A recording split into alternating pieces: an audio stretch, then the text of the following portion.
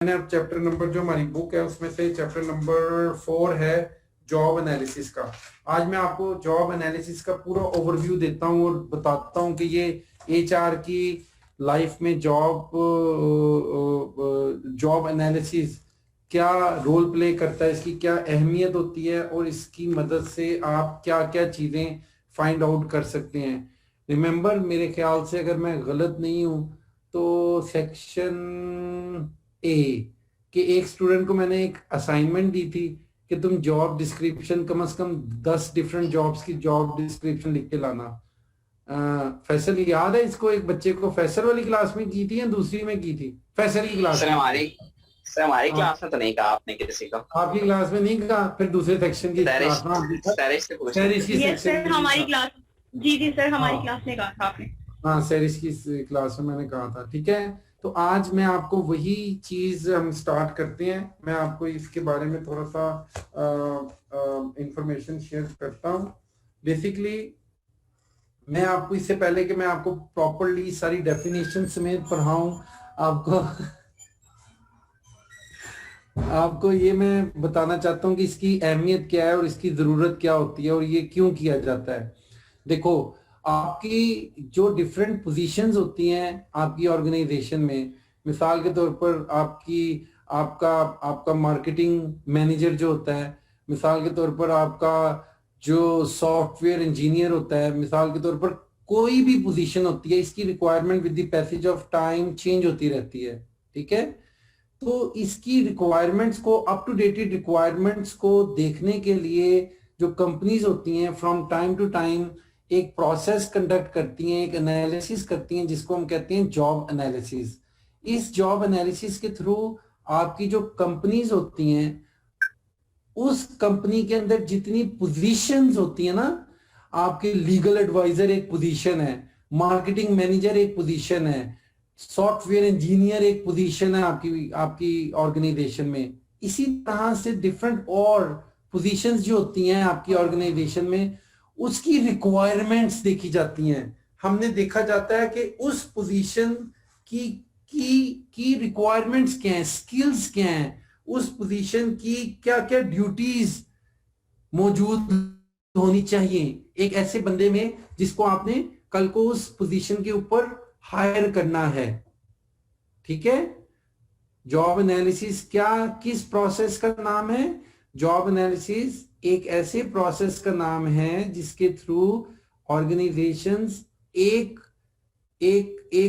अपनी ऑर्गेनाइजेशन के अंदर जितनी पोजीशंस होती हैं उन पोजीशंस से related duties, skills, knowledge, education, experience etcetera, जो भी रिक्वायरमेंट होती है वो फाइंड आउट करने की कोशिश करती है।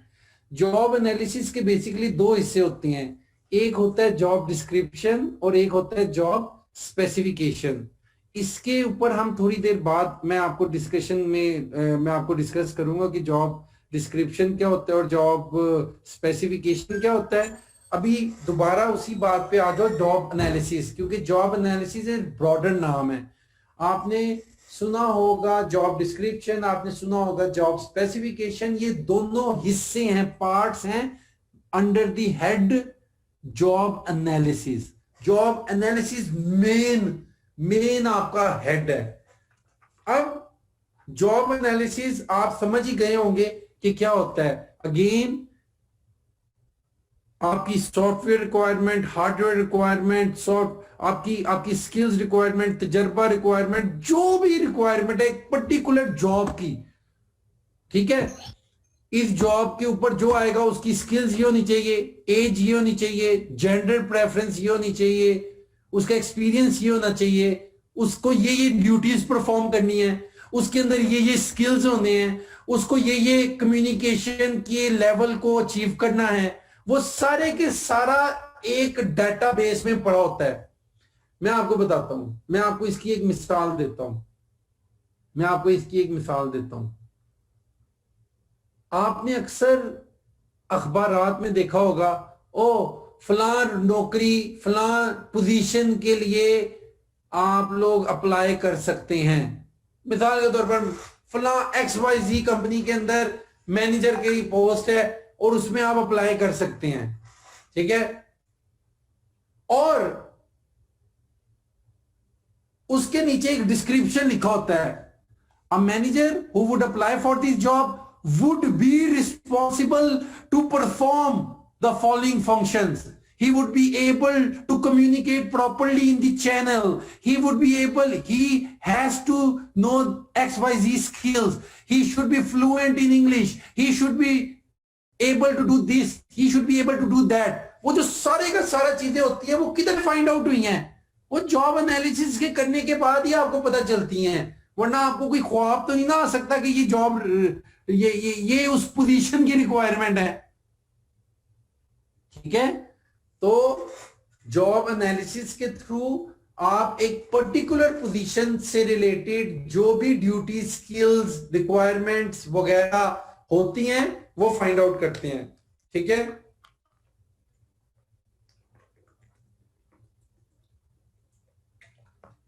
अगली बात क्या है? अगली बात यह है कि जॉब एनालिसिस किया किस तरह से जाता है, इसके अंदर क्या क्या चीजें आपको करनी पड़ती हैं.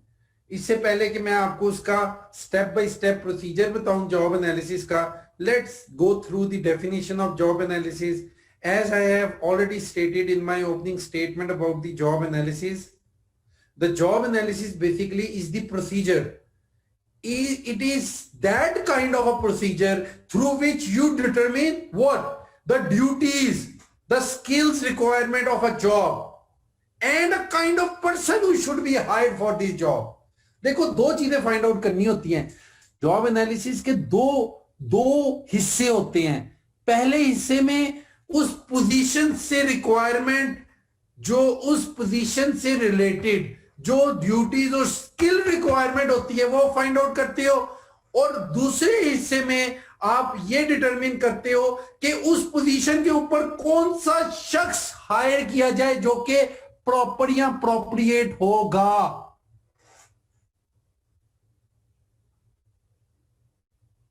पहली चीज duty, skills, requirement of a job, और दूसरी चीज the kind of person, the person who should be hired for that job. दो चीजें हो गई. सबसे पहले आपको पता होना चाहिए कि इस सीट, मैं एक सीट पे बैठा हूं, मैं इस वक्त यूनिवर्सिटी में एक सीट पे बैठा हूं. इस सीट पे, चलो ये मैं आपको डेमोन्स्ट्रेट करवाता हूं.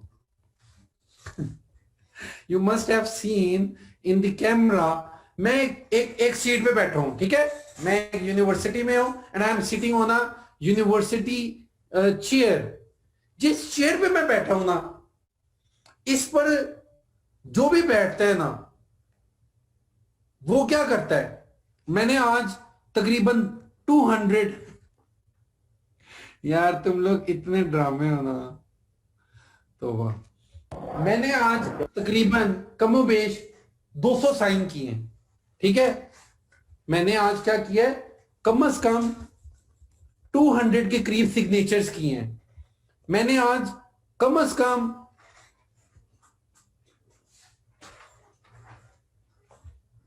50 डिग्रीज पर सिग्नेचर्स किए हैं. मैंने आज कम से कम 25 डिफरेंट केसेस को डिस्पोज ऑफ किया है. ठीक है, मैंने आज अबाउट 10 से 15 टेलीफोनिक कॉल्स रिसीव किए और उनके प्रॉब्लम्स को सॉल्व किया है. ये क्यों मैंने सॉल्व किया है? ये क्यों मैंने सॉल्व किया है? क्योंकि ये इस पोजीशन जिस पे मैं बैठा हुआ हूं इसकी रिक्वायरमेंट है. जो पोजीशन इस पर फैसल को मैं बैठा देता हूं, फैसल को भी यही काम करने पड़ेंगे. इस पर मैं गुलाम मुर्तजा को बैठा देता हूं, उसको भी यही काम करने पड़ेंगे. इसके ऊपर मैं कुर्बान अली को बैठा देता हूं, उसको भी यही काम करने पड़ेंगे. इसके ऊपर मैं फरहद को बैठा देता हूं, उसको भी यही काम करने पड़ेंगे. इसके ऊपर मैं सहरिश को बैठा देता हूं, उसको भी यही काम करने पड़ेंगे. दूसरे सीआर को मैं बैठा नहीं सकता, वो पता नहीं कौन से ऐसे शहर चला गया जहां सिग्नल ही नहीं आते, नामालूम शहर चला गया, उस शहर का नाम है नामालूम शहर, तो उसको मैं बैठा नहीं सकता, मजबूरी है मेरी. तो इस चेयर की जो रिक्वायरमेंट है ना is one of the parts of job analysis, और इस चेयर की रिक्वायरमेंट को कहते हैं जॉब डिस्क्रिप्शन. ठीक है, इस शेयर की रिक्वायरमेंट को क्या कहते हैं? Job description. अब इसके ऊपर मैं क्यों बैठा हूं? मेरे सीईओ, मेरे प्रिंसिपल को पता है कि मैं इस पोजीशन के लिए सबसे फिट पर्सन हूं, तभी उसने मुझे ये पोजीशन दी है ना। आपने दूसरे हिस्से में, पहले हिस्से में आपको पता चल गया इस सीट की क्या रिक्वायरमेंट है। अब आपके पास 25 फैकल्टी मेंबर है, आपने देखना है कि कौन सा फैकल्टी मेंबर इस सीट के लिए अप्रोप्रिएट है। मेरी बात समझ रहे हो? अब मेरे प्रिंसिपल ने एक इवेल्युएशन, एक एनालिसिस किया होगा अपने दिमाग में, अच्छा यार फलां बंदा टाइम दे सकता है, फलां की कम्युनिकेशन अच्छी है, फलां की राइटिंग स्किल्स अच्छी है, फलां की एकेडमिक राइटिंग अच्छी है, फलां की एनालिटिकल एनालिसिस अच्छा है, फलां बच्चों से बात अच्छे तरीके से करता है, फलां गुस्से वाला है, फलां प्यार से बात करता है, फलां ये है, फलां वो है, फलां वो है।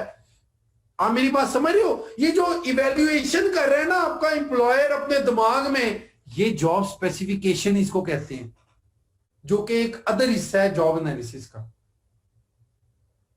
ओए फैसल, समझ आ रही है या सुते हुए हैं? तू पहले जैसे केस स्टडी के केस में तो सोया हुआ था। सर जॉब डिस्क्रिप्शन की भी समझ आ गई, जॉब एनालिसिस और ये आपने जॉब स्पेसिफिकेशन, तीनों चीजें समझ आ गई, दोनों पार्ट्स की भी और मेन की भी। चलो, जो मेन है ना, मेन कुछ नहीं है, मेन के दो हिस्से हैं, दो शाखें हैं। ये इधर है जॉब एनालिसिस, ठीक है, एक हिस्सा है जॉब डिस्क्रिप्शन और दूसरा हिस्सा है जॉब स्पेसिफिकेशन। जॉब डिस्क्रिप्शन में आप सीट क्या है? मार्केटिंग मैनेजर एक सीट का नाम है, एक पोजीशन का नाम है, एक ड्यूटी का नाम है, ठीक है। इस पोजीशन की क्या क्या रिक्वायरमेंट है? ओके, इस पोजीशन में जो भी आएगा ब्रेनस्टॉर्मिंग करने वाला होना चाहिए, टीम लीड करने वाला होना चाहिए, कम्युनिकेशन स्किल्स बहुत अच्छी होनी चाहिए, एकेडमिक राइटिंग बहुत अच्छी होनी चाहिए, एक्सपीरियंस बहुत होना चाहिए, नो हाउ होनी चाहिए ऑर्गेनाइजेशन। अब ये सब कुछ हम फाइन करेंगे, ठीक है। I am glad to announce कि we just got 100 participants. Wow यार, तुम लोग तो बड़े अच्छे बच्चे हो। तुम लोग तो, मुझे लगता है कि तुम लोगों की अच्छाई को देखते हुए तुम्हें मैं जब 50% अनाउंस हो तो तुम्हें मैं कॉलेज में ही बुला लूं। तुम तो माशाल्लाह बड़े दिल लगा के पढ़ने वाले बच्चे हो। क्या ख्याल है फैसल? ये तो एक इंडिकेटर है मेरे लिए। जी सर। शाबाश, अल्हम्दुलिल्लाह, मैं आई एम वेरी ग्लैड। मैं कई दफा कंबाइंड क्लास पढ़ाता हूं, it never reach to 100, today it reached. Thank you very much बच्चों, शाबाश। तो हमने क्या पूछा है कि इस पोजीशन, सर ये तो हमें सॉफ्टवेयर ने रेस्ट्रिक्ट किया हो, वरना हम 100+ में चले जाते। हाँ नहीं, तू ते महल्ले विच भी आईडी तकसीम करते हैं, तू ते 500 विच भी जा सकना है। अच्छा जी, ठीक है। जॉब एनालिसिस क्या है? ये एक ब्रॉडर टर्म है। Is that kind of a procedure in which, through which you determine the duties and skill requirements of the job.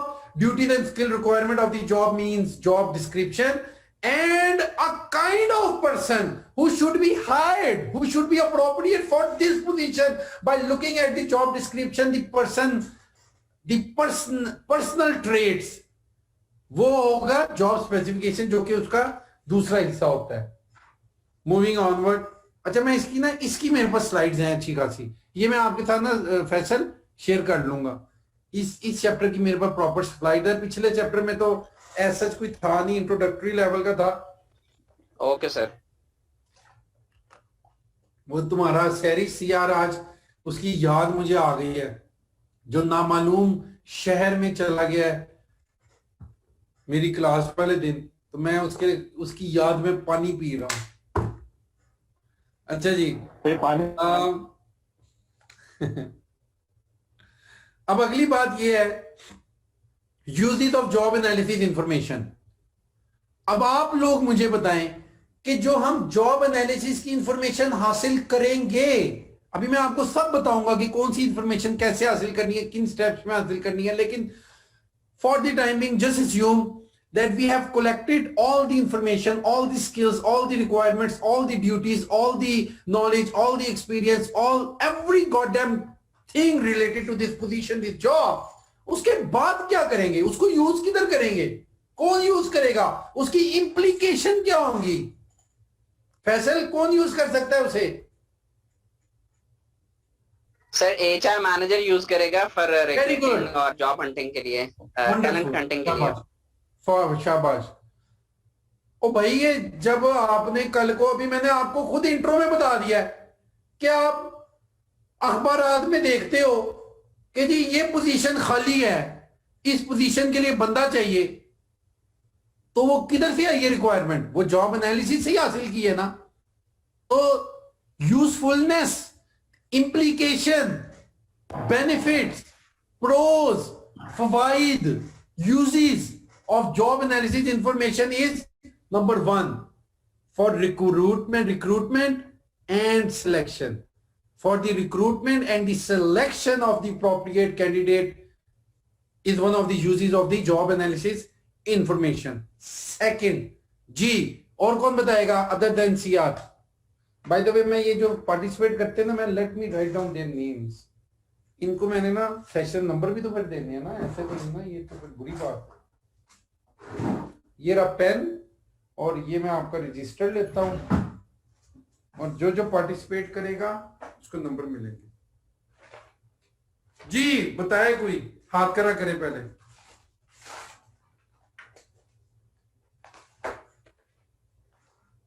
Anyone who wants to contribute and say or tell me and explain कि job analysis information किधर use होती है?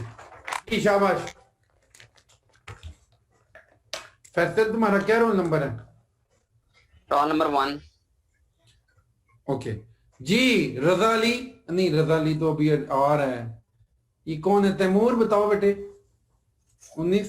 Sir अस्सलाम। अच्छा sir, ये HR team के साथ साथ जो है वो अप्रेजल सिस्टम के लिए भी इसको यूज करेंगे, जॉब एनालिसिस को। ठीक है, थोड़ा सा एक्सप्लेन जी। करो। जैसे कि उसकी जॉब के, किसी भी पर्सन की जॉब के एनालिसिस करके जब वो रिक्रूटमेंट करते हैं नए बंदे की, और फिर उसी जो जॉब डिस्क्रिप्शन होगी उसी बेसिस के ऊपर वो आगे उसको जज भी करेंगे कि वो किस तरह की एक्टिविटीज परफॉर्म कर रहा है। ठीक है, और उसने जो उसकी जॉब डिस्क्रिप्शन है उसके हिसाब से जो उसके टास्क दिए हुए हैं वो उनको प्रॉपरली कर भी रहा है या नहीं कर पा रहा, या अगर उसकी job is absolutely correct, absolutely correct. 19, roll number 19, you are right. जो यूज है जॉब एनालिसिस का वो किधर है? अप्रेजल के लिए। कैसे? Like he said by himself, कि आपको पता चल गया। क्या पता चल गया आपको? आपको पता ये चल गया है कि इस जॉब की क्या क्या इस पोजीशन की रिक्वायरमेंट है, ड्यूटीज है, स्किल्स हैं, सब कुछ आपको सब कुछ पता चल गया उस पोजीशन की। अब आपका आधा काम तो हो नहीं गया। अब एक बंदा जिसको आपने उसके ऊपर बिठाया है, आप कुछ अरसे के बाद, 1 साल के बाद, 2 साल के बाद, या जो भी आपको क्राइटेरिया ऑर्गेनाइजेशन का, उतने अरसे के बाद आपने उसको इवेल्युएट करना है कि भाई ये रिक्वायरमेंट थी, इन्हें कितना की है। दोनों को कंपैरिजन करोगे, और इसी को तो अप्रेजल नहीं करते। जॉब एक्सपेक्टेशन थी, जॉब ड्यूटीज, स्किल्स, और जॉब एक्चुअल परफॉर्मेंस जो है उससे, उसको दोनों को कंपेयर करके आप जॉब अप्रेजल निकाल लोगे इस पोजीशन, उस एम्प्लॉय का। Very good. So performance appraisal के लिए भी इसको यूज किया जा सकता है। अली हमजा। अस्सलाम वालेकुम सर। अस्सलाम। सर बेसिकली जब भी कोई नया पर्सन हम रिक्रूट करते हैं तो उसे ट्रेनिंग की जरूरत होती है। तो हम उसकी जॉब एनालिसिस से, उसकी जॉब डिस्क्रिप्शन से हम ये चीज को एनालाइज कर सकते हैं कि हम उसे ट्रेनिंग कितनी चाहिए उसे, और किस किस एस्पेक्ट में चाहिए। इस हवाले से भी हमें जो है वो उसकी जॉब डिस्क्रिप्शन और जो जो उसकी जो है वो सीवीज में देखना पड़ता है कि ये चीजें हैं और ये चीजों की कमी है, और हम इन चीजों में इसे जो है वो ट्रेन कर सकते हैं और एक अच्छा जो है वो अपना एम्प्लॉय बना सकते हैं। शाबाश। अली आपने ठीक कहा है, सॉरी ये जो भी बोल रहा था, 38 रोल नंबर आपने सही कहा है। Okay sir. आप इसको ट्रेनिंग के पर्पस के लिए भी इस्तेमाल कर सकते हैं। ट्रेनिंग के पर्पस के लिए कैसे इस्तेमाल कर सकते हैं? अब आपने एक बंदा ऊपर आ गया है तो आपने देखना है ना, आपने देखो ना, एक एक एक एक सॉफ्टवेयर इंजीनियर है, उसको आपने बटियानी बनाने की ट्रेनिंग तो नहीं ना देनी, वो कुक तो नहीं है ना। आपको कैसे पता चलेगा कि इसको क्या रिक्वायरमेंट है, इसकी ट्रेनिंग के लिए क्या क्या चीजों की जरूरत है?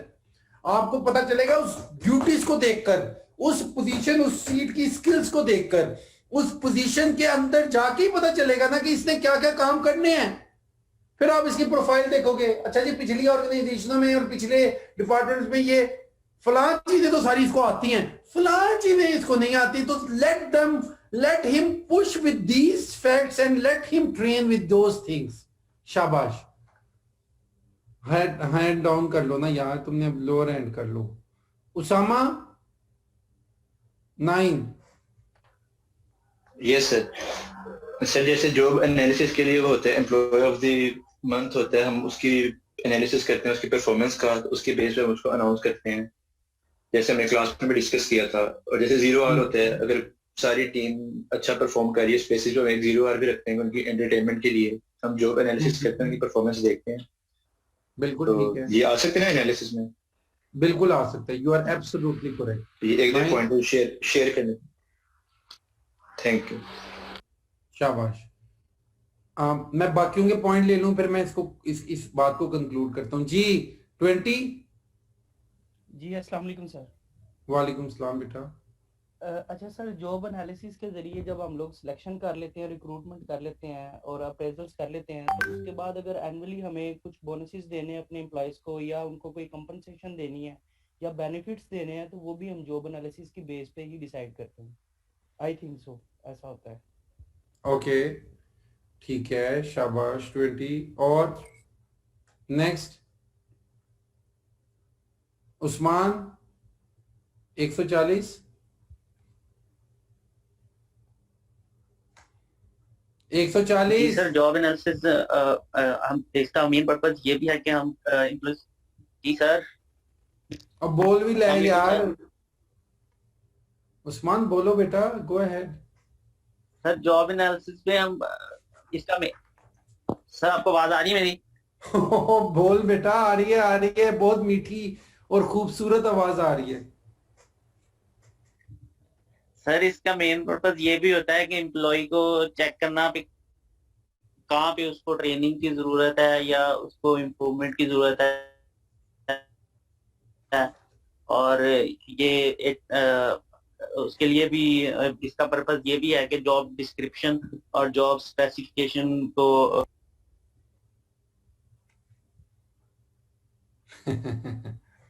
चलो, रोल नंबर 2 हसन।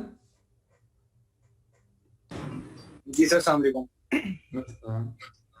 जी सर, जॉब एनालिसिस हम इस तरह भी यूज कर सकते हैं कि जब हमारी इंटरनल प्रमोशन कोई हो रही है हाई पोजीशन के लिए, तो हम अपने करंट एम्प्लॉयज में चेक कर सकते हैं कि किसमें इतनी स्किल्स है, किसमें किस तरह की एबिलिटीज है कि हम इसको हायर पोजीशन पे लेके जा सकते हैं। ये इसलिए कॉन्टेक्स्ट में भी यूज हो सकती है। ओके 47 147। जी अस्सलाम वालेकुम सर। अस्सलाम।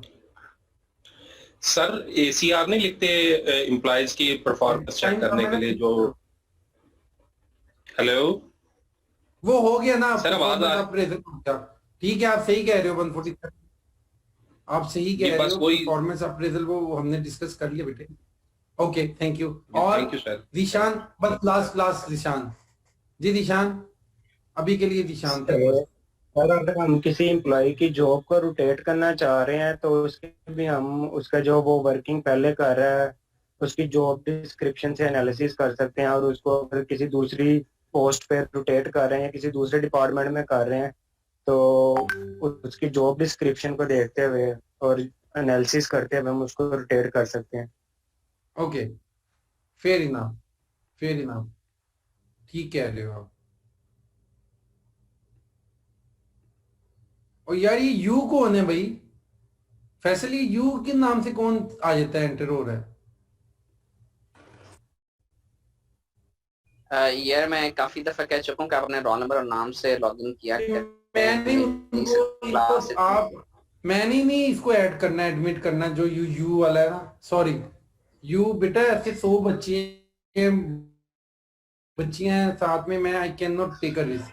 आप जब लॉगिन करते हैं तो उस वक्त आप अपना नाम जो है वो कर सकते हैं। अगर आप लॉगिन कर भी लेते हैं तो इवन आप अपने पार्टिसिपेंट्स में जाकर अपना रीनेम करके अपना रोल नंबर और नाम। बेटा ऐसे देखो मसला होता है ना, मैं से हमें कौन पता कौन है, ऐसी कोई मसला हो फिर यू नो ऐसे इवेंट्स हो चुके हैं। आई डोंट वांट एनी बुरी चीज इस तरह से। आप सब ने बिल्कुल बेटा, आप सारों की कंट्रीब्यूशन अल्हम्दुलिल्लाह बहुत अच्छी थी और बिल्कुल सही कहा है आपने। आपकी जैसे हमने स्टार्ट किया था, ये यू जो भी है यार, इसको यू अपने उसमें लिख दे बेटा सिया, कि ये यू जो भी है ना उसको कहोगे अपना नाम लिखे, मैंने नहीं ऐसे एडमिट करना। Okay sir. रिक्रूटमेंट और सिलेक्शन के लिए ये इंफॉर्मेशन इस्तेमाल हो सकती है जो हमने डिस्कस किया है। परफॉर्मेंस अप्रेजल, आपने बिल्कुल सही कहा है कि आपने किसी को प्रमोट करना है, किसी को नीचे लेके आना है, किसी को अपनी नौकरी से फायर करना है, किसी को आपने ये देखना है कि भाई ये तो इस काबिल ही नहीं है कि इस पोजीशन में रहे, उसकी जॉब रोटेशन में करना है, ये किसी बच्चे ने बताया। तो ये सारी चीजों के लिए बिल्कुल सही है, ट्रेनिंग पर्पस के लिए यूज होती है। And last but not the least, compensation. आपने जो बच्चों अपने एम्प्लॉयज को कॉम्पनसेट करना है। कॉम्पनसेशन किस तरह से आपको पता चलेगी कि भाई एक एम्प्लॉय एक इतनी ज्यादा ड्यूटीज सर अंजाम दे रहा है, इतना ज्यादा आपको वो काम करके दे रहा है, और एक कोई भी नहीं काम कर रहा, तो दोनों में कोई ना कोई इम्तियाज तो होना चाहिए। सर सॉरी इंटरप्ट कर रहा हूँ आपको। सर मैंने भी बताना था जॉब एनालिसिस के बारे में, मैंने हैंड रेज किया हुआ था। अच्छा चलो बेटा बताओ। जी सर, जॉब एनालिसिस हम इसलिए भी करते हैं कि हम के एक करेक्ट पर्सन उस जॉब के लिए हम फाइज कर सकें, जिसके लिए हम उसकी जो उसने ड्यूटीज करनी है, रिस्पॉन्सिबिलिटी उसने जो सर अंजाम देनी है, और उसको जो हमने टास्क देने हैं वो फुलफिल कर सके। ड्यूरिंग द ट्रेनिंग भी उसको ऑब्जर्व कर लेते हैं उसके बिहेवियर से, इसका बिहेवियर कैसा है, ये इसको पिक कर पा रहा है या नहीं कर पा रहा। इसलिए भी हम जॉब एनालिसिस वो हम कर लेते हैं ड्यूरिंग द ट्रेनिंग या at the time of recruitment. बिल्कुल ठीक है, शाबाश। योर पॉइंट इज टेकन बेटा, आप सही कह रहे हो। फॉर द रिक्रूटमेंट और selection purpose as I have stated, उसके लिए इसको मेजर आप यूज करते हो। अच्छा जी, अब मैंने इसकी मजीद इसके जो स्टेप्स है हम वो अब स्टार्ट करते हैं, लेकिन let's start and do the and conduct the job analysis step by step. अब मैं आपको step by step job analysis की बता रहा हूं कि how can you conduct a job analysis in an organisation for a particular position, step by step. सबसे पहला step, this is about 1 2 3 4 5-6 steps हैं इसके। मैं आपको मुख्तसर टाइम में, जो भी हमारे पास ये जूम सेशन है, इसमें इंशाल्लाह मैं आपको ये बता देता हूँ सारे स्टेप्स, ये आप ज़हन नशीन कर लीजिएगा। सबसे पहला स्टेप क्या है? You have to decide how you word, क्या कह रहे हो सर? आप ये शेयर कर देंगे जो स्टेप्स आप बता रहे हैं? और यार पहले तुम उन्होंने बोलन दे, किताब भी सारा कुछ लिखा हुआ है जो इसने फैसल ने ऑनलाइन आपको सॉफ्टवेयर में दी है किताब। मैं चलो शेयर भी कर लूंगा स्लाइड्स में भी।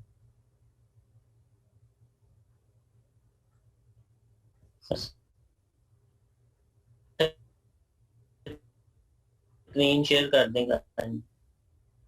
और यार मैंने तो बोलन दे यार, पहले तू शरादे, तू परेशान हो गए हैं अब्दुल बासित। अच्छा जी, तो सबसे पहली चीज क्या है? सबसे पहली चीज ये है कि you decide, the person who is conducting the job analysis decides how that information, how he would use the information।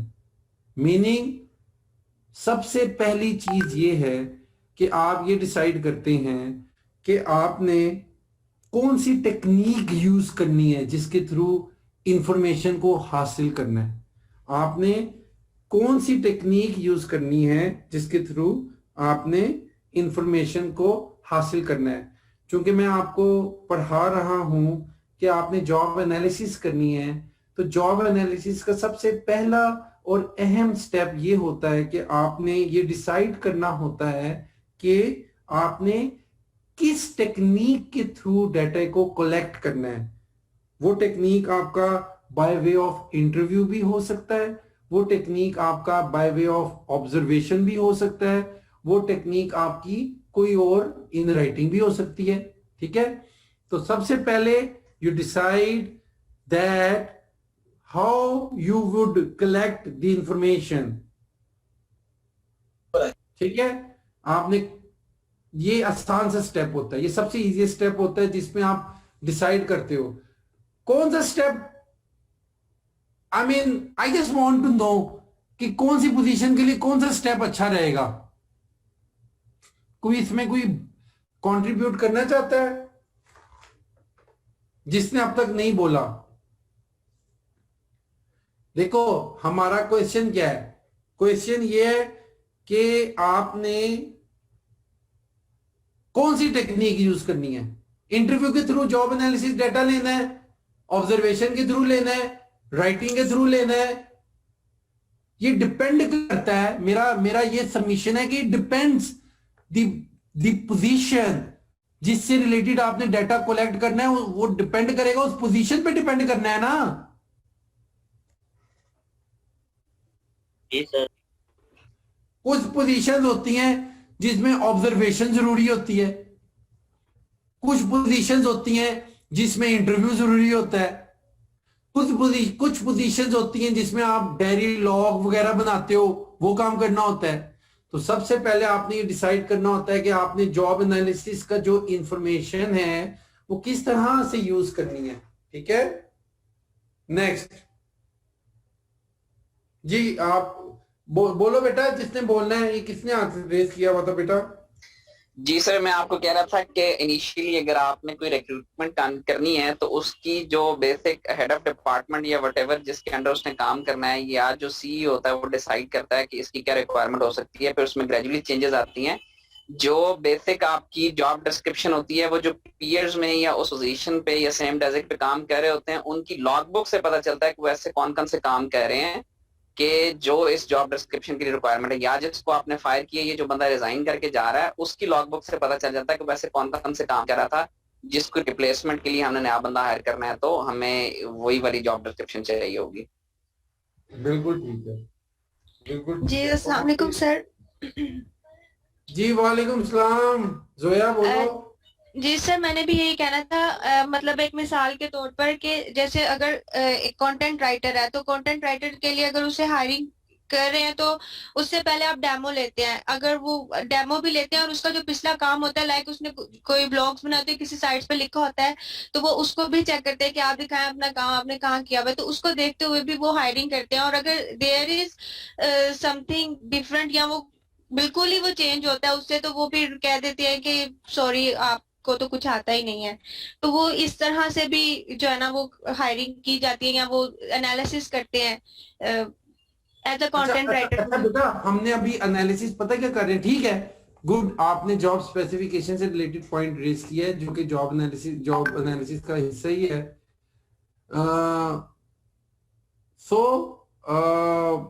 मैं आपको बिल्कुल आपने सही कहा है। आप आपकी सबमिशन मैंने नोट कर लिया, आपका रोल नंबर नोट कर लिया और ये फैसल का भी कर लिया। आप दोनों की बिल्कुल सही इनपुट है। सो पहला स्टेप हमने क्लियर कर लिया कि जिसके थ्रू आप mode of getting the information decide करते हो। दूसरा स्टेप क्या होता है? In the second step what you do is you review the relevant background information about the job such as organization charts and process charts. दूसरे step में आप relevant background information of the organization को review करते हो। You review the relevant background information of the organization. You review the relevant background information of the organization. And in that, what you do, you review the organization chart and process chart. कोई मुझे बता सकता है organisation chart क्या होता है और process chart क्या होता है?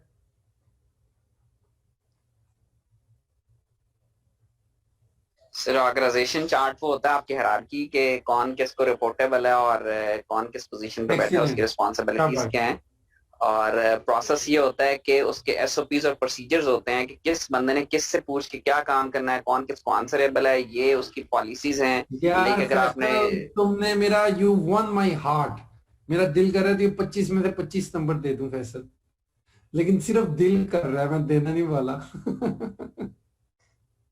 शाबाश बेटा, गॉड ब्लेस यू, शाबाश, तुम कुछ करोगे जिंदगी में लगता है। इसने बिल्कुल सही बताया। तैमूर आप भी ऐड करना चाहते हैं बेटा? यस सर, मैं भी इसमें ऐड करना चाहता हूँ। बेसिकली जो फैसल ने ऑर्गेनाइजेशनल चार्ट के हवाले से तो बता दिया है, और जो ऑर्गेनाइजेशनल प्रोसेस होते हैं और जॉब डिस्क्रिप्शन को आइडेंटिफाई इस तरह भी किया जा सके, जैसे कोई डिपार्टमेंट है तो उसके जो प्रोसेसेस हैं वो प्रोसेसेस को रीड आउट करके और उनमें से जो है बेसिकली एक सुपरवाइजर या एक एग्जेक्टिव या ऑफिसर या मैनेजर्स की जो है ना वो जॉब डिस्क्रिप्शन आइडेंटिफाई की जाती है कि इसको इस डिपार्टमेंट में आके कौन कौन से काम करने हैं, और उनको वो लिस्ट आउट करके एक जॉब डिस्क्रिप्शन क्रिएट की जाती है। ओके, मैं इसको कंक्लूड करता हूं फैसल और तैमूर की बातों को, कि जो ऑर्गेनाइजेशनल चार्ट होता है ना वो एक ब्रॉडर पिक्चर होती है आपकी ऑर्गेनाइजेशन की। आपकी ऑर्गेनाइजेशन चार्ट जो होता है ना वो ऑर्गेनाइजेशन की एक ब्रॉडर पिक्चर होती है, ठीक है, जिसमें आपने ये सही कह रहा है कि आपकी हायरार्की क्या है ऑर्गेनाइजेशन की, कौन किसको रिपोर्ट करता है, कौन किसके सबऑर्डिनेशन में है, कौन किसका सुपरवाइजर है वगैरह, ये सारी चीजें आती हैं। बेटा lower your hand Taimur, your contribution is noted. तो ये जो ऑर्गेनाइजेशन चार्ट है ना ये आपकी ऑर्गेनाइजेशन की हायरार्की को शो करता है, कौन किसको रिपोर्ट करता है, कौन किसका सुपरवाइजर है, कौन किसकी सबऑर्डिनेशन में है। और जो प्रोसेस चार्ट है ना वो एक डिटेल्ड पोजीशन से रिलेटेड प्रोसेस होता है कि जी हाँ जी, इस मिसाल के तौर पर मेरी पोजीशन का प्रोसेस चार्ट अगर किसी ने बनाना है ना हायरार्की में, तो मैं रिस्पॉन्सिबल हूं, मेरा ऑर्गेनाइजेशन चार्ट जो है वो मुझे कहता है कि I will be responsible only to the principal of this college. मेरी प्रोसेस चार्ट ड्यूटी, कोई भी XYZ ड्यूटी की प्रोसेस चार्ट क्या है कि भाई मैंने दिन में 10 दफा अपने PM को बुलाना होता है, उसको मैसेज लेके भेजना होता है कि जाके अकाउंट्स डिपार्टमेंट में जाओ, उसको मैसेज लेके भेजना होता है जाके एग्जामिनेशन डिपार्टमेंट में जाहिद को बुला के लेके आओ, उसको मैंने X जगह पे भेजना होता है कि जाके ये काम करो, उसको मैंने Y जगह पे भेजना होता है ये काम करो। स्टेप बाय स्टेप डिटेल जो SOPs होती हैं, जो आपकी इन डेप्थ रिक्वायरमेंट्स होती हैं खास पोजीशन की, ठीक है, ऑर्गेनाइजेशंस की पोजीशन की रिक्वायरमेंट्स होती हैं खास कि इस पोजीशन में इसमें इधर से फ्लो होगा, डिटेल। ऑर्गेनाइजेशन और प्रोसेस चार्ट में एक वाजिया फर्क ये होता है कि ऑर्गेनाइजेशन एक डिटेल्ड हायरार्की और SOP को जाहिर करती है, जबकि जो प्रोसेस चार्ट होता है वो डिटेल्ड होता है, और जो ऑर्गेनाइजेशनल चार्ट होता है वो ब्रॉडर सतह पे होता है, ठीक है। So organisational chart basically is the chart that shows the organisational wide distribution of work, ठीक है, and it also shows the hierarchy of the organization, meaning thereby that who reports to who is subordinate to who is the supervisor of who. However, in the process chart, it is the workflow chart. Process chart could also be termed as workflow chart. That basically shows कि कौन किधर जा रहा है, कौन किसके पास आ रहा है, detailed explanation of a particular job. Now ये हो गया आपका second step, you review the organisational chart and you review the process chart of the organisation of a particular job. Next, third step, you select the representative positions. You select the representative positions.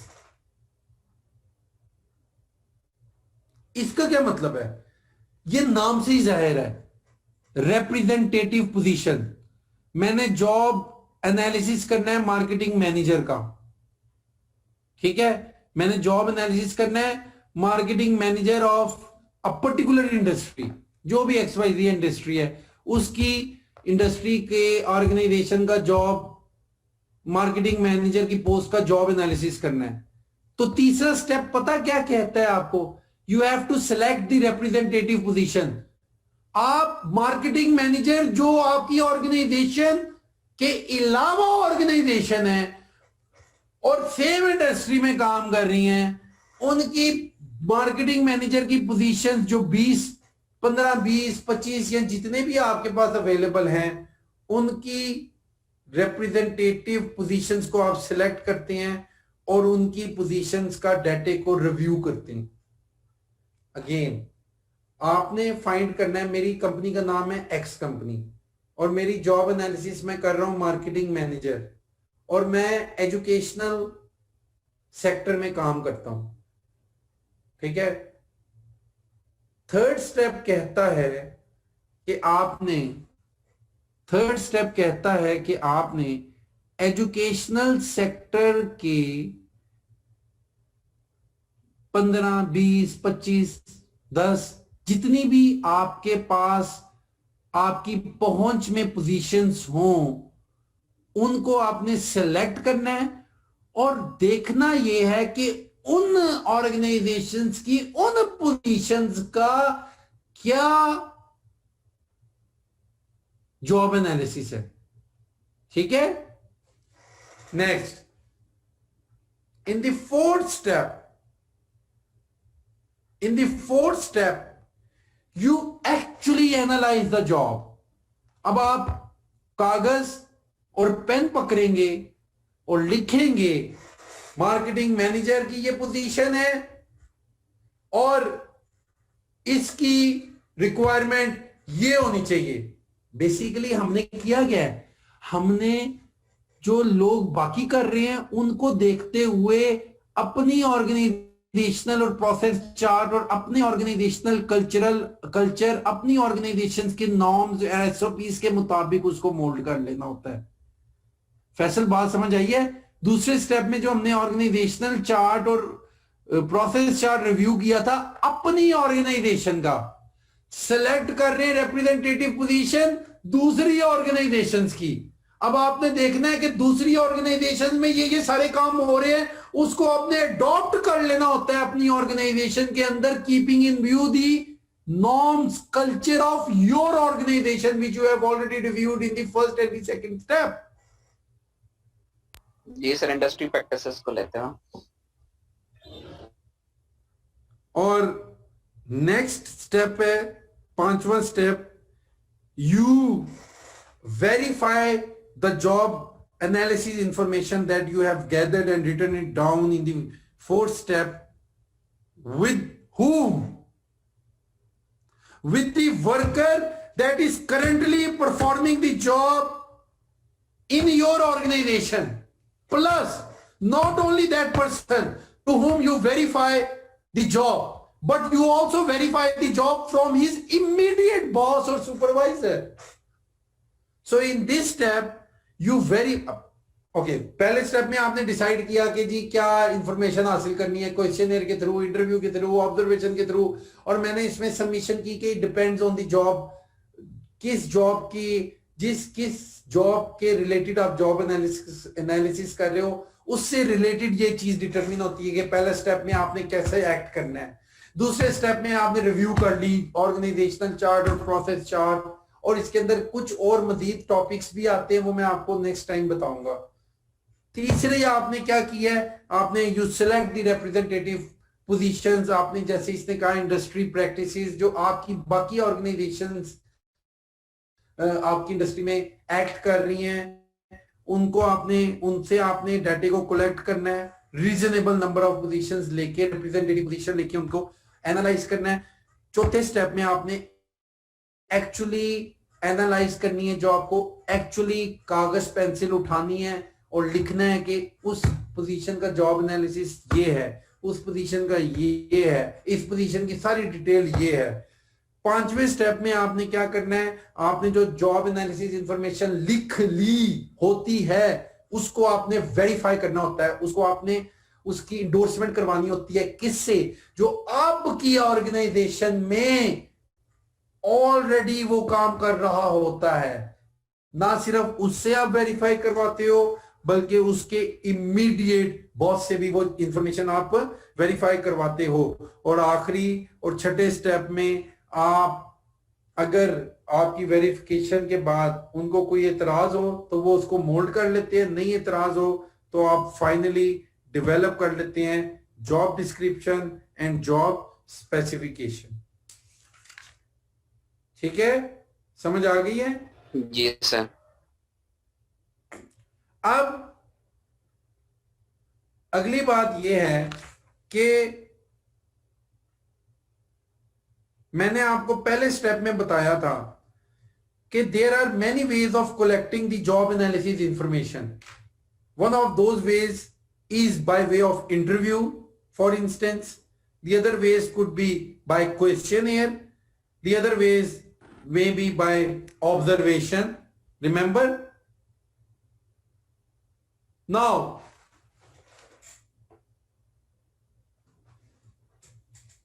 my question is, if you are gathering the job analysis information by way of interview, what kind of interviews, what kind of questions in general can you ask for the sake of collecting the job analysis information?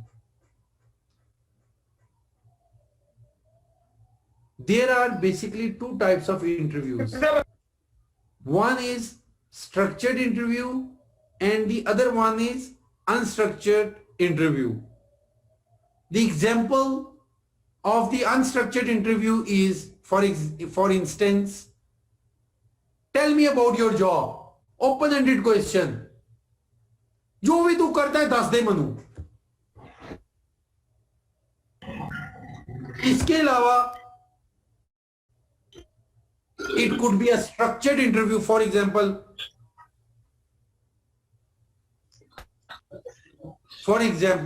आप उसे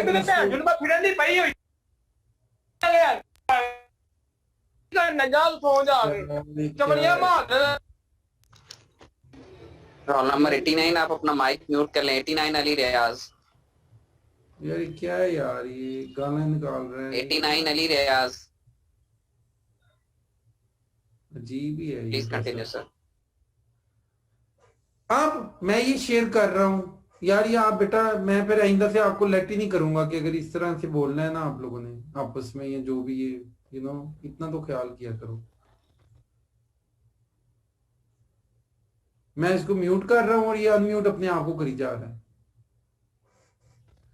अच्छा, तो मैं ये आपको share कर रहा हूं कि जो आपने इंटरव्यू लेना है, सेक्शन बी के अंदर ही सारी ऐसे नमूने होते हैं। सेक्शन बी सैरिश, नहीं सैरिश नहीं है, ये तो यस सर। तुम सैरिश बी की हो ना? जी जी सर, सेक्शन बी की हूँ। तुम्हारा सीआर उधर चला गया है, एक तुम्हारा अजीबो गरीब लड़ाइयां कर रहा है किसी से। सर ये मुझे नहीं आइडिया कि ये स्टूडेंट्स क्या कर रहे हैं। ऐसे बेटा डिस्करेज किया करो इनको। अच्छा चलो, इसको ज्यादा बात आगे नहीं लेके जाते, let's come back to the topic.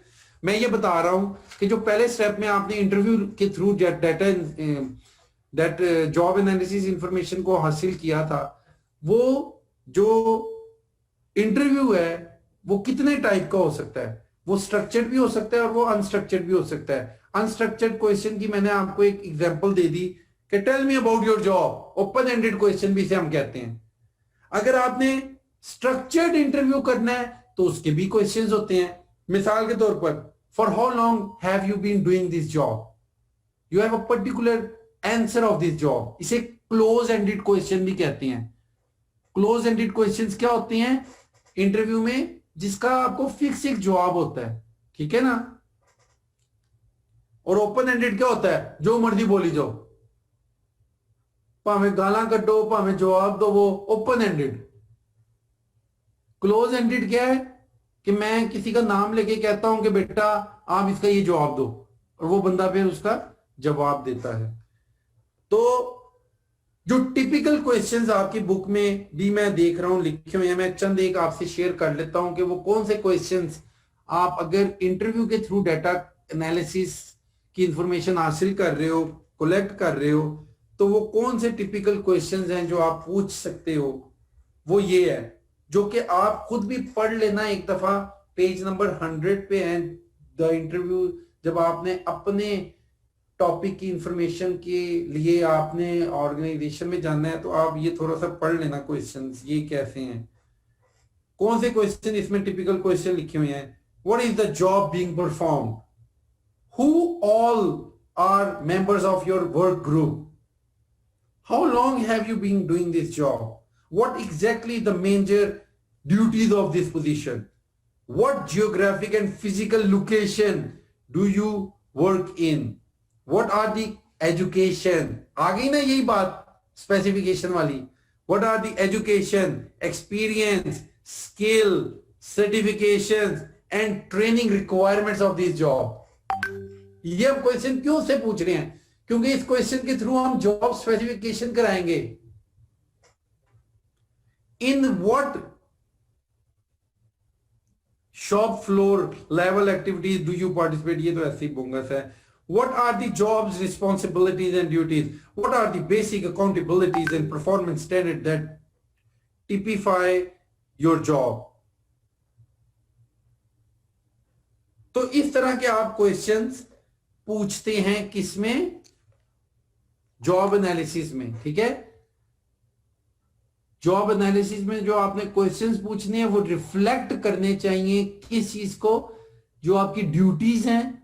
और यार आपने रिप्रेजेंटेटिव पोजीशंस के पास जाना है ना, और रिप्रेजेंटेटिव पोजीशंस के पास जाके उनसे कुछ पूछना है ना, क्योंकि इंटरव्यू के थ्रू आप डेटा कलेक्शन कर रहे हो, तो इंटरव्यू में आपने उनसे क्वेश्चंस पूछने हैं ना। तो कौन से क्वेश्चंस पूछोगे, जो मैंने अभी आपको बताई है ड्यूटी, जो क्वेश्चंस बताए हैं।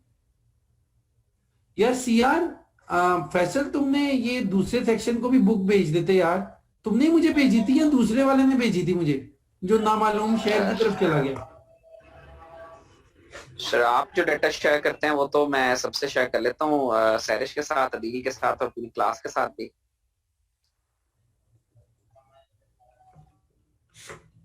मुझे ना आपके सीआर ने ना दूसरे ने, अच्छा चलो मैं ना आपको ये सॉफ्ट पीडीएफ फॉर्म में ना बुक आपको भेज दूंगा।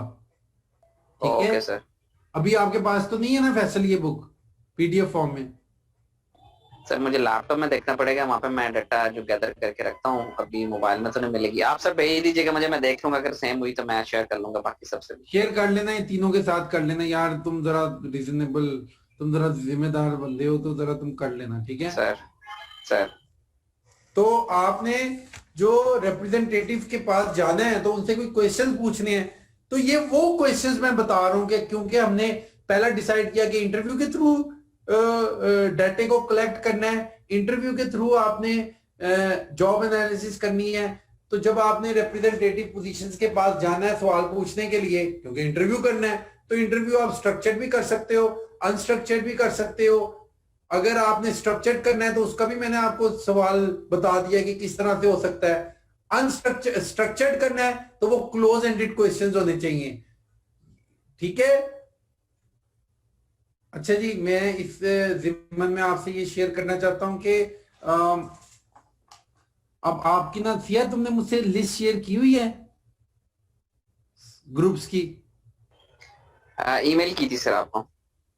अच्छा, तुमने ना एक काम करना है, सहरिश दूसरी, सहरिश मेरी बात सुनो, तुम्हारी जो सीआर की लिस्ट तुम्हारे पास पड़ी हुई है ग्रुप्स की, मैं आपको आपकी डेट्स ऑफ प्रेजेंटेशंस बताना चाहता हूं, तो मुझे हाँ जी सर, पड़ी हुई है।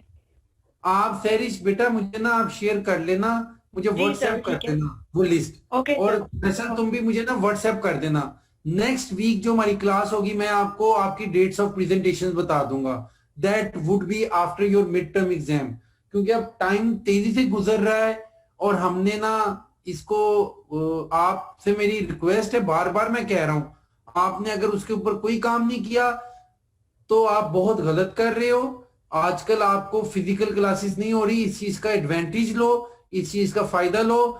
बाद में आप लोगों के पास टाइम नहीं रहना और मैंने बहुत टफ टाइम देना और मुझे पता चल जाना है कि कौन एक्चुअल विजिट करके आया कि नहीं आया और किसने खुद बनाई है और एफर्ट करके बनाई है। मैं वादा करता हूं उसको पूरे 25 नंबर दूंगा। अगर उसकी थोड़ी बहुत कमी बेशी किधर और होगी वो भी कवर कर दूंगा, जो कि ओरिजिनल जेन्युइन काम करेगा। ठीक है जी, तो बस ये मैंने आपसे आखिरी बात शेयर करनी थी। आज के लिए इतना ही, मैं आपको स्टॉप करता हूं। अब मैं नेक्स्ट टाइम आपको बताऊंगा कि और भी कौन से तरीकों से जॉब एनालिसिस इंफॉर्मेशन ली जा सकती है। फिर मैं आपको बताऊंगा कि जॉब डिस्क्रिप्शन लिखते किस तरह से है, उसमें क्या क्या चीजें होती हैं। अब जो अगली बात है जो आपने अब करनी है, कोई असाइनमेंट दे दूं फैसल, या अभी इस हफ्ते रिलैक्स रहने दूं? सर अभी नेक्स्ट वीक अगर आप उस पे करना चाह रहे हैं केस स्टडी के ऊपर तो फिर उसी पे फोकस कर लेते हैं।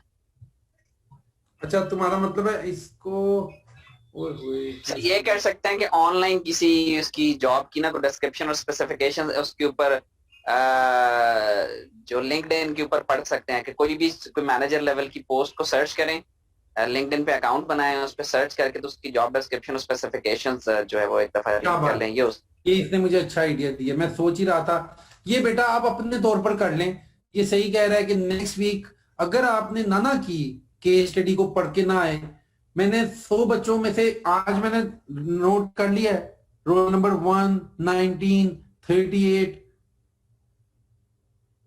9, 20, 140, 02, 57, 148, 39, 19 इन्होंने बहुत अच्छा पार्टिसिपेट किया है। 89 ने भी बहुत अच्छा पार्टिसिपेट किया है, लेकिन उसका मैंने थोड़ा सा ना हाईलाइटेड उसको हाईलाइट कर लिया। अस्सलाम वालेकुम सर, सॉरी सर। हाँ अली रजा, थोड़ी अक्ल कर रही यार, क्यों हो गया यार सर? मेरा मतलब है यार कोई बंदा कोई ध्यान नाल काम करता है कि गाला शला काटे जरा आगे पीछे ध्यान नाल करया कर यार, क्यों हो गया? हाँ अली रजा, पॉकेट पे था, मुझे पता नहीं चला माइक ऑन गलती से कहाँ से हो गया यार बेटा। चलो गलती से ऑन भी ठीक है बेटा, चलो हो गया ना। लेकिन अगर ना भी हो तो हम नहीं सुन रहे, अल्लाह मियाँ तो सुनता है। यहाँ जो जिसने ये कायनात बनाई है वो तो सुनते हैं ना आपकी लैंग्वेज को, तो आप काइंडली इस्तेमाल किया करें बुरे वर्ड से, वैसे भी अदरवाइज भी। ठीक है सर, कोई बात नहीं। मैं अली मैं आपको कुछ नहीं कह रहा बेटा, हो जाती है गलती, मैं भी इस तरह कर लेता हूँ, कोई बात नहीं। लेकिन हमें अच्छी चीज को प्रमोट करना है ना। आपने बड़ापन का मुजाहरा किया, आपने अपॉलॉजी की है, मुझसे नहीं पूरी क्लास ने ना आपका गुस्सा सुना था, तो आपने अपॉलॉजी सारी क्लास से कर लिया एक तरह से, which is fine, that is a greatness of you. But बेटा please avoid such kind of wording and language in the future for your own self, not for us. ठीक है सर? ओके ओके सर, बेटा बेटा careful, thank you sir. Okay बेटा, thank you. Okay CR Faisal, अब ये decide हुआ है कि द बर्थ ऑफ स्वॉच, मैं आपसे एक वादा करता हूं, जिसने द बर्थ ऑफ स्वॉच पढ़ ली, और यार हमारा किसी तरह से अगर मैं आप लोगों को बुला लूं ना इन पर्सन, वरना मैं अपना बोर्ड अपने पीछे दरीस साहब का नहीं जो एक बोर्ड पड़ा हुआ छोटा सा वही मैं उनसे बोरो करके ना ले आना है, क्योंकि उसमें मैंने कुछ तस्वीरें बनानी है और आपको केस स्टडी समझानी है। सही, मैं आपको यकीन दिलाता हूं जो आप प्रैक्टिकल जॉब कर रहे हो ना, आपकी प्रैक्टिकल लाइफ में एक तब्दीली लाएगा वो case study. Please please please, मेरी humble, I can not emphasis more than this, for your own sake please पढ़ के आइएगा, और कम से कम 3 दफा पढ़िएगा। आप देखिएगा मैं आपको कितना प्रैक्टिकल एक्सपोजर दूंगा। जी अली हमजा, आखिरी बात बेटा, टाइम कम है, खत्म होने वाली के बाद। अस्सलाम वालेकुम सर। सर मैंने बेसिकली केस स्टडी पढ़ी है, तो बस ये पूछना था कि सर आपने किस तरह की क्वेश्चनिंग करनी है हमसे?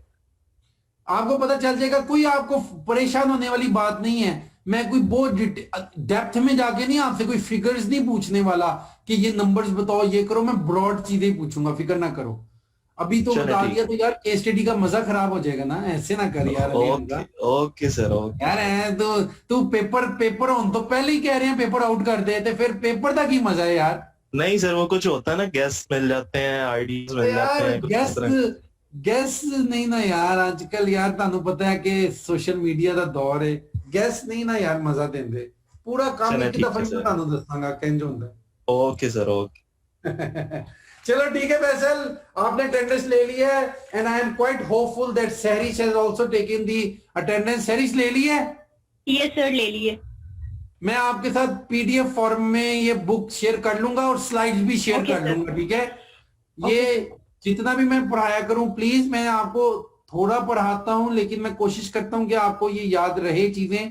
प्लीज इसको कम से कम अपने पास नोट्स की सूरत में रखिएगा, आपके काम आएंगे। थैंक यू सो मच, जज़ाकल्लाह। I will see you all next week, stay tuned. मैं आपके साथ शेयर करूंगा नोटिफिकेशन थ्रू CRGR ग्रुप में, राबिया या सादिया मैडम के थ्रू शेयर कर लूंगा, तो उसके थ्रू आपको पता चल जाएगा कि आप लोगों ने आना है या नहीं आना। अगर आपकी कोई प्रेफरेंस है तो CR के थ्रू मुझे सबमिट करवा देना, लेकिन CR या GR इस चीज का ख्याल रखना कि मेजॉरिटी की राय देखनी है, किसी इंडिविजुअल की प्रेफरेंस नहीं देखनी। Have a wonderful rest of your evening and I will see you next week. Take care, stay safe and take good care of your all loved ones. Khuda Hafiz. खुदा हाफिज।